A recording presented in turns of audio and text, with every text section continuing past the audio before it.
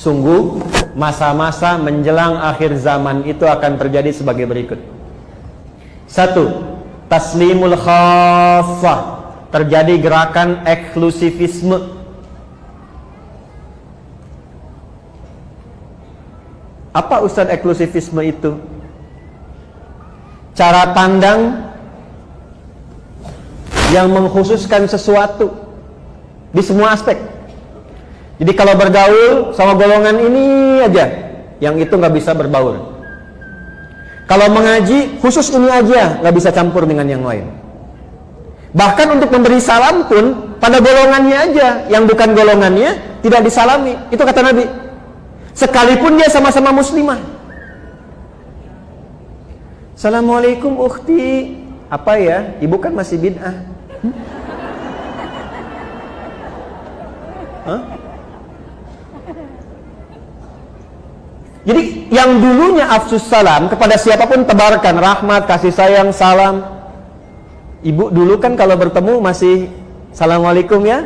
Temu saya di Timur Tengah itu masuk angkot aja assalamualaikum. Ya. Assalamualaikum. Waalaikumsalam. Kalau sekarang kan masuk angkot assalamualaikum bawa kotak kan. Nah, ini akan terjadi gerakan-gerakan yang terbatas kata Nabi. Dekat-dekat akhir masa itu sudah nggak kenal lagi silaturahim yang luas, mulai terputus. Kemudian yang kedua apa? Ini yang terkait dengan penjelasannya. Fusyuwat tijarah. Sudah mulai menyebar berbagai jenis jual beli, transaksi jual beli. Di kata Nabi, semua jenis perdagangan jual beli itu ragamnya udah banyak. Sampai-sampai di hadis lain taqarrubul aswaq, mengakses, cara mengakses dagangan itu jadi lebih mudah. Sekarang terjadi tidak? Dulu ibu kalau mau ke Kosambi naik angkot ya, naik ojek jalan, dapat di situ pulang kan? Sekarang keluarkan handphone, klik datang sendiri ya. Terjadi belum? Sudah terjadi? Dan sekarang luar biasanya ragamnya jadi banyak ya pilihannya. Klik makanan banyak semua pilihan. Model jilbab banyak tuh kelihatan. Jadi ibu mau klik apa aja keluar produknya banyak kan? Di satu segmen itu banyak ragam. Kata Nabi mendekat kepada akhir zaman itu akan terjadi ragam banyak sekali dalam konteks kehidupan ekonomi. Dagangan modelnya banyak, satu menu bisa banyak. Ibu kalau keluar saya tuh bingung tuh, sate aja sekarang banyak. Sate A, sate B, sate C, sate ini ya. Kemarin mau kurban grade aja banyak ya. Kurban grade A, kurban grade B, kurban grade C dan sebagainya. Ya, yang jadi persoalan apa? Sampai-sampai saking banyaknya peluang berdagang itu, istri ikut membantu suami hadir di dalamnya. Fatu'inul mara'atu zawjaha fit tijarati, itu hadisnya. Maka suami mulai melibatkan istri dalam bisnis, dalam dagangnya. Atau kadang-kadang istri inisiatif nyusul suami pengen sama-sama dagang. Terjadi nggak sekarang? Kan? Kayaknya, Pak, Mama buka ini aja deh, gitu ya. Bapak ke kantor, Mama pengen buka ini. Salah tidak? Salah tidak? Sampai di sini hadisnya tidak menyoal. Ibu mau dagang, silahkan. Ibu mau berniaga, silahkan. Tapi yang jadi persoalan adalah ketika sudah mulai merasa sukses, baik dan seterusnya, istri naik posisi dan merasa melebihi suami, dan disitulah kemudian mengambil tanggung jawab nafkah dalam kehidupan rumah tangga. Muncul persoalan. Dampaknya apa? 1, mulai mengabaikan tugas pokok. Ini yang dimaksudkan. Akan terjadi masa menjelang kiamat saat perempuan ikut kepada aktivitasnya laki-laki. Maka yang terjadi apa? 1, pokok fitrahnya mulai berubah. Bu masih ingat tadi? Penciptaan dengan laki-laki sama sempurna tidak? Sama. Walaupun sama-sama sempurna, ada bagian yang beda tidak? Baik, laki-laki punya rahim tidak? Tidak. Perempuan? Walaupun sama-sama wajah, laki-laki perempuan dah kelihatan beda atau sama? Beda. Saya kalau ngelihat Kang Ugi, oh ini udah pasti laki-laki, nggak mungkin perempuan, ya kan? Jadi kalau ibu keluar, udah pasti laki-laki nih, perempuan nih, ya kan?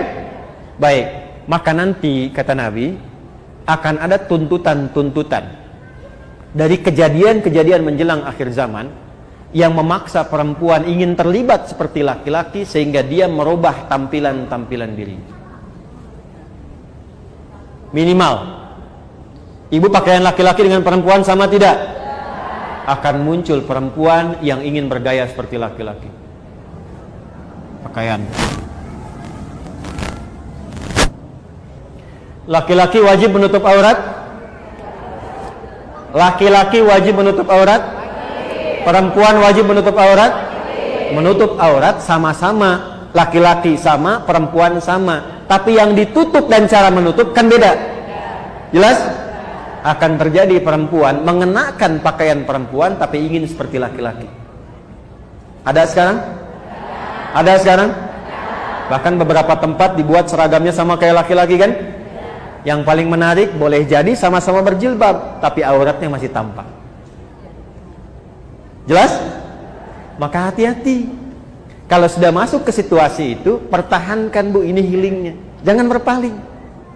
Sebab ketika diikuti itu, berpaling dari ketentuan Allah, yang terjadi nanti akan marak apa? Karena pakaian sudah berubah. Awas hati-hati. Aurat yang ditutup terbuka. Aurat itu kan kalau sudah terbuka, memancing ya perilaku-perilaku yang tadinya tidak terjadi bisa hadir. Konsekuensinya apa? Zina. Jadi makin marah. Zina. Tuh. Jadi makin marah. Makanya ibu sering baca kan, tanda-tanda menjelang mendekat ke kiamat banyak zina tersebar kan. Nah pengantarnya itu dari situ awalnya. Laki-lakinya begini, perempuannya ikut berpaling. Tidak dilarang kalau ingin beraktivitas, ikut bekerja misalnya, atau menyalurkan hobi. Tapi ketika merubah tampilan fitrah, itu yang jadi persoalan. Maka coba perhatikan. Kalau berdandan, berpakaian dan sebagainya, jaga. Jangan sampai terlibat pada suasana yang sempat di warning oleh Nabi SAW. Jelas sampai sini? Model. Ini saya bicara dalam konteks iman ya, dalam konteks umat Islam ya. Kalau di luar yang tidak beriman, gak akan kepikiran ini bu. Gak akan kepikiran. Makanya kalau ibu ke barat, di Amerika, di Eropa, kan, agama itu dianggapnya biasa seperti budaya. Makanya nggak ada pikiran tentang agama. Jadi bagi mereka karena nggak belajar tentang nilai agama seperti kita yang pelajari dalam konteks keislaman, mau pakaian apa saja silahkan, yang penting terhormat dalam budayanya. Jadi mau kelihatan auratnya juga bagi mereka yang penting terhormat dalam budaya mereka.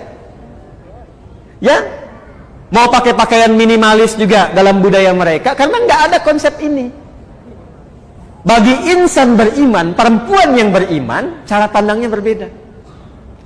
Jadi kalau ada budaya misalnya di barat dibawa, ya dalam konteks bisnis sah-sah saja. Tapi dalam konteks kita beribadah sebagai seorang perempuan muslimah, perempuan mukminah yang beriman, boleh nggak mengadopsi itu? Boleh nggak mengenakan pakaian yang serupa? Ketika itu dilarang atau berpaling, dalam bahasa judulnya ibu, berpaling dari situ, maka yang terjadi pasti persoalan. Saya cuma sarankan saja, selesaikan persoalan itu sebelum pulang menuju Allah Subhanahu wa ta'ala.